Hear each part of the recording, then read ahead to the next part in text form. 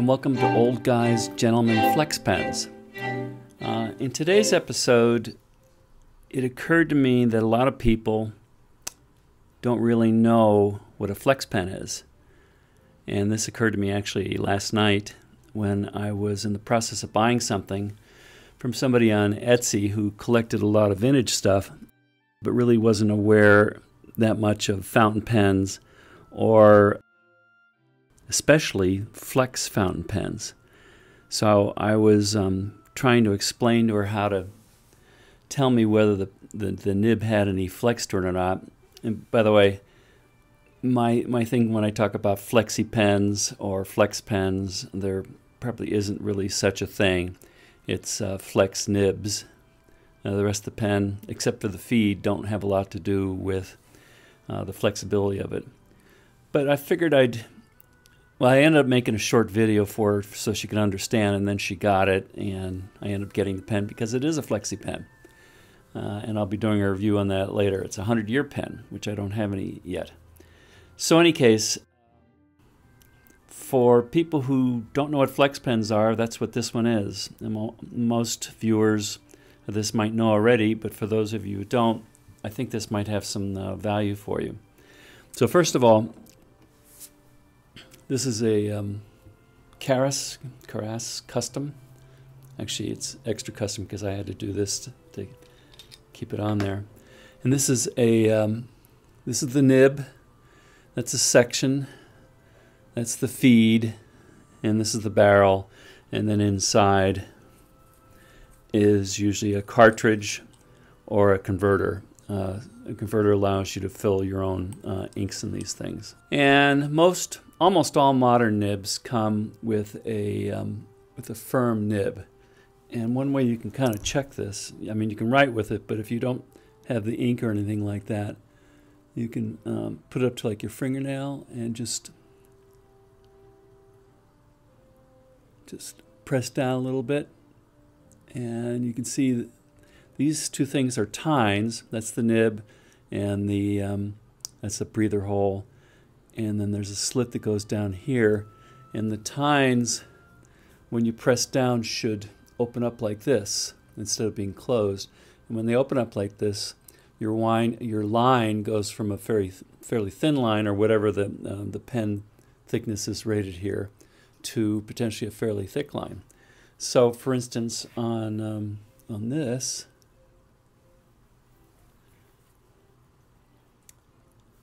I'll just do a few lines here. This is what I usually do to check the flexiness of it. Actually, it's skipping a little bit because the ink might be a little bit low.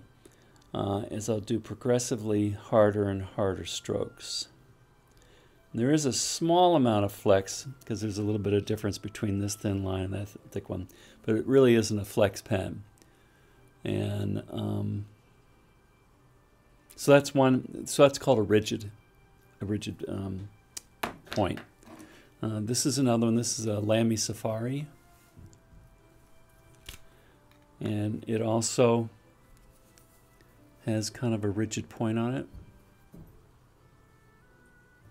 There we go. Yeah, press down on it. It spreads a little bit more, but it's really not a flex pen. So again,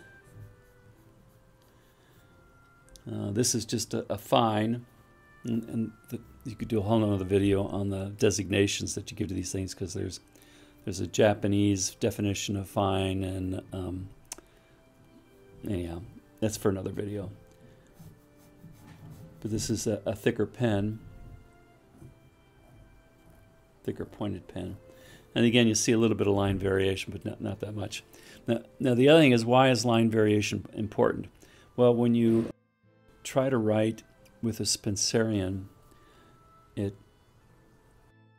without putting any pressure on a pen for a rigid one, let's say a C would look like this.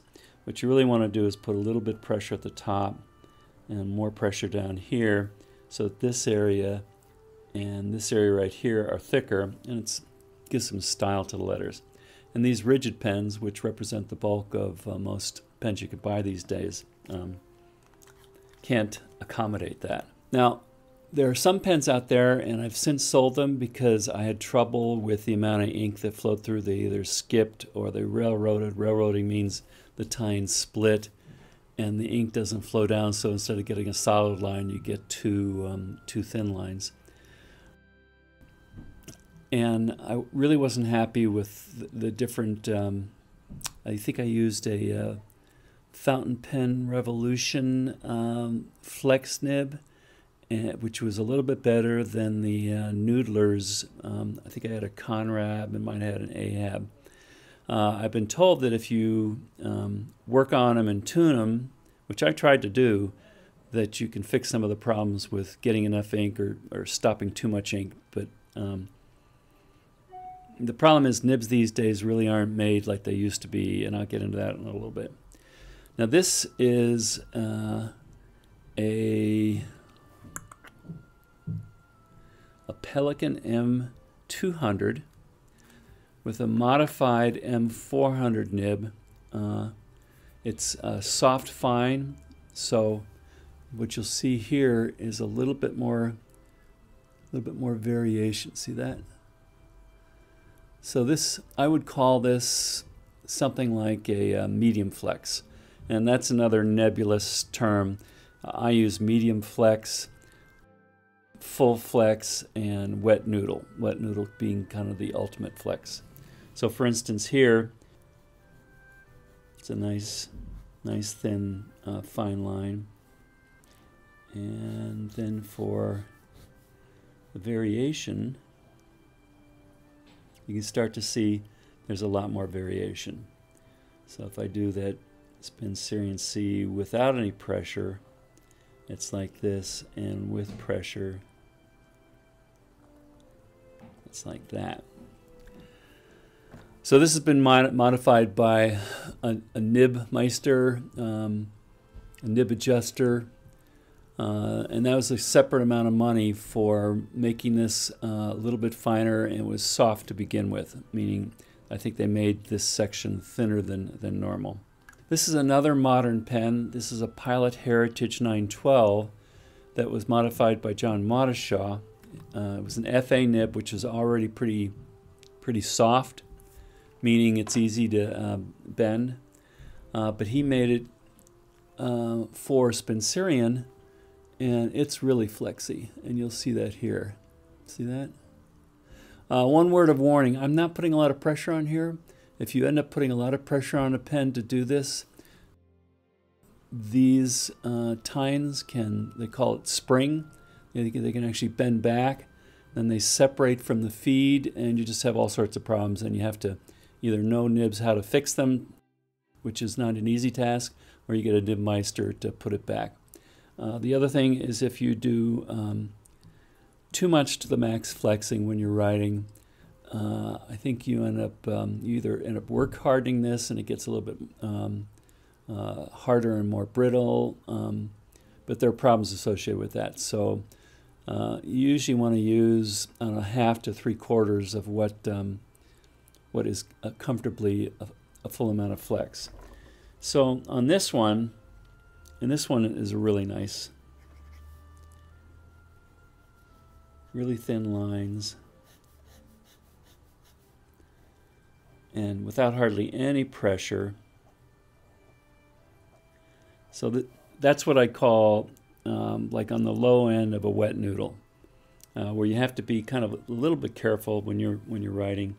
Although, you know, I can do a nice C like that, or I can put shading on it. And that's not a very good Spencerian C because I put too much stuff on it. Too much stuff being too much pressure. That's getting better. So this is a really fine, meaning nice, flex pen. One other modern one, and this I guess you'd call a hack. It's a Jinhao 159 with a dip pen nib. Now there are a lot of dip pens that are made to just flex like crazy, and this is one of them. It's a Zebra G comic. or comic, a zebra G nib. But anyhow, what you do with this is you end up pulling out the nib and putting this one in. I might have used a different feed in this thing, meaning this thing, because when you do flex, you're asking the pen to write a broader line, which means you need more ink. So I'll show you. It still is pretty thin, but it used to be a lot thinner.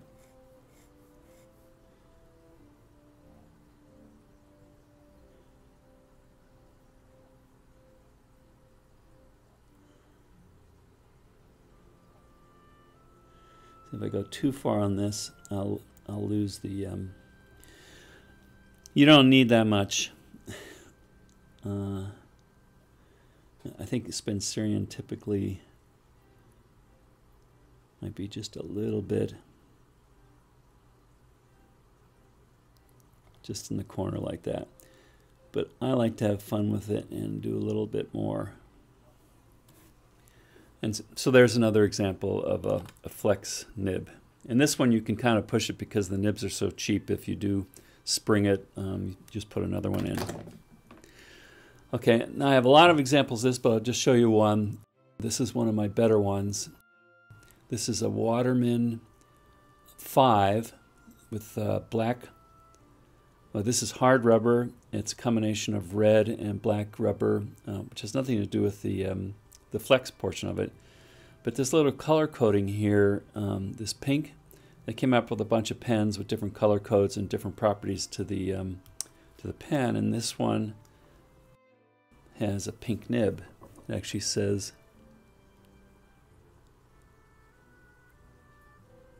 pink on it. You can see that right there. So you can find a lot of these vintage pens, beautiful thin lines.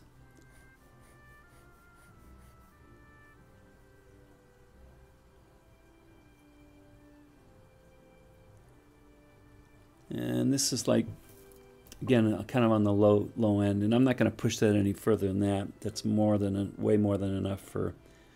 So with a a normal hand or a light hand like that, but put a little bit more pressure on it. And then if I'm trying to do like a Spencerian, that's probably something like that. And of course, if you didn't have ink, you can check it by doing something like that. So that's what flex nibs are all about. So you can do the different.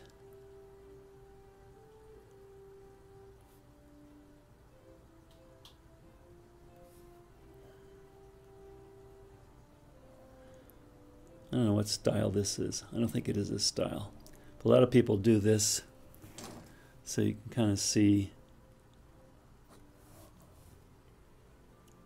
Or they'll do this, so you can see the amount of flex. A nice light stroke up and then down thick. So you can kind of see, even if you're doing some sort of artwork and you want to have a line, start pretty thin and then get thicker. That's kind of cool to be able to do that. So I'm not an expert in all this, but that's what I know so far, and so now you sort of know what flex pens are about.